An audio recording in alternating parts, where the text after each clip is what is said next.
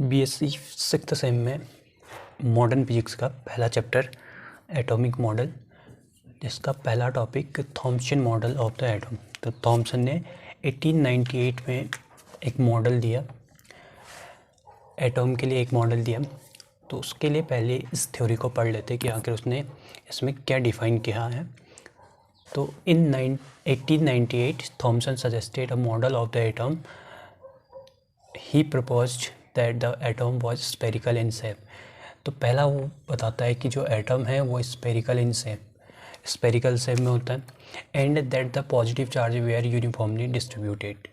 ठीक, 2 पॉइंट यहाँ पर मिलते हैं कि पहले वो सजेस्ट करता है या फिर प्रपोज करता है कि जो एटम है वो स्फेरिकल इन शेप में है, और दूसरा यहाँ मेंशन किया गया है कि the positive charge were uniformly distributed. ठीक, तो उसके हिसाब से अगर मैं यहाँ पर एटम का जो मॉडल बनाऊँ वो कुछ इस प्रकार से बनेगा, स्फेरिकल इन शेप, और जो पॉजिटिव चार्ज जो है वो यूनिफॉर्मली डिस्ट्रीब्यूटेड है। तो कुछ इस प्रकार से यहाँ पर यूनिफॉर्मली पॉजिटिव चार्ज डिस्ट्रीब्यूट होगा अकॉर्डिंग टू थॉम्सन। ये हो गया आपका एटम जो कि स्फेरिकल इन शेप है, और यहाँ पर ये कोई पॉजिटिव चार्जेस जो कि यूनिफॉर्मली डिस्ट्रीब्यूटेड है इन द एटम। ये हो गया। In this atom have just a sufficient number of electron embedded within the atom to balance the positive charge। पहले तो कहा कि स्फेरिकल इन शेप है और उसके अंदर जो भी पॉजिटिव चार्ज है वो यूनिफॉर्मली डिस्ट्रीब्यूटेड है, जो कि हमने दिखा दिया। अब ये कह रहा है कि जो इसमें इलेक्ट्रॉन है वो सफिशिएंट अमाउंट में होंगे। तो इसने इलेक्ट्रॉन कुछ इस प्रकार से दिखाए होंगे कि जो इलेक्ट्रॉन है वो सफिशिएंट अमाउंट में है। तो इन पॉजिटिव चार्जों के बीच में कहीं ना कहीं वो मानता है कि इलेक्ट्रॉन कुछ इस प्रकार से डिस्ट्रीब्यूटेड होंगे, इस प्रकार से डिस्ट्रीब्यूटेड होंगे। तो जो ये ब्लू कलर में आपको दिख रहे होंगे ये हैं इलेक्ट्रॉन, और जो ब्लैक कलर से यूनिफॉर्मली डिस्ट्रीब्यूटेड है ये है positive charge, positive charge. Thomson was able to give the detail to arrangement of electron ranging from 1 to 100। इसने केवल उन वाले एटॉम्स के लिए अपना एटॉमिक मॉडल लिया जिनकी जो रेंज है, इलेक्ट्रॉन कंटेन करने की रेंज है वो 1 to 100 है। मतलब 1 से लेकर 100 तक जो इलेक्ट्रॉन कंटेन कर सके उन एटॉम के लिए ये थॉम्सन मॉडल एप्लीकेबल है, जो थॉम्सन ने प्रपोज किया था 1898 में। ठीक, In the positive sphere, he argued with a single electron must be situated at the center। अगर मैं सिंगल इलेक्ट्रॉन की बात करूँ, जैसे हाइड्रोजन एटम हो गया, उसके लिए उसने प्रपोज किया कि जो इलेक्ट्रॉन है must be situated in the centre. तो जो इलेक्ट्रॉन होगा वो सेंटर में सिचुएटेड होगा, जो कि एक सिंगल मोनो एटॉमिक के लिए था, जैसे हाइड्रोजन एटम। उसी प्रकार जो अगला है डायटोमिक लाइक हीलियम, जैसे हीलियम डायटोमिक करता है, तो उसके लिए the electron are situated in opposite side या फिर सिमेट्रिकली इन अपोजिट साइड। तो जो सिंगल एटम था उसके लिए तो केवल सेंटर पे सिचुएटेड मानता है, और जो डायटोमिक है उनके लिए सिमेट्रिकली अपोजिट साइड को इलेक्ट्रॉन डिस्ट्रीब्यूटेड होंगे।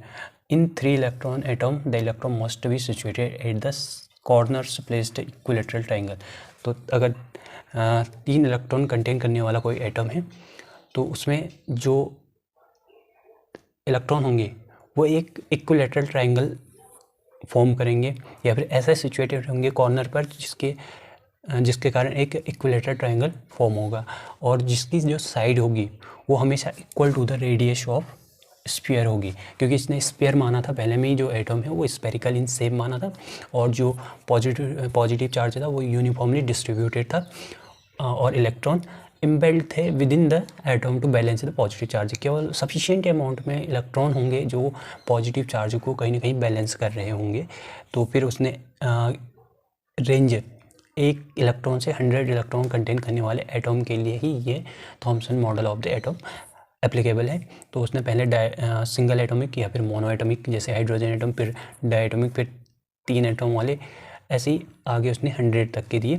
तो उसने कहा कि इलेक्ट्रॉन मोनो एटम में कुछ इस प्रकार से सिचुएटेड होंगे सेंटर पे, और उसी प्रकार डायटोमिक के लिए अपोजिट साइड पे, ट्राइटोमिक के लिए आपका कॉर्नर्स पे, या और जो 4 एटम कंटेन करने वाला होगा उसके लिए ऐसे ही आगे आपका थॉमसन ने ये प्रपोज किया इसका एटॉमिक मॉडल।